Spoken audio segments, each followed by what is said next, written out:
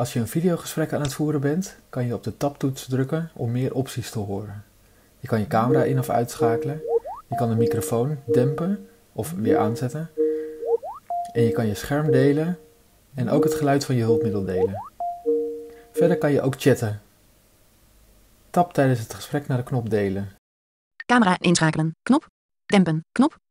Opties voor delen openen. Knop. Druk op enter. Vink het selectievakje systeemaudio opnemen aan. Systeem audio opnemen. Selectievakje. Niet En aangekruist. daarmee deel je ook het geluid van je schermlezer met degene met wie je belt. Druk op tab Schermdelen schermhekje 1. om naar het bureaublad schermdelen te gaan. Druk op enter.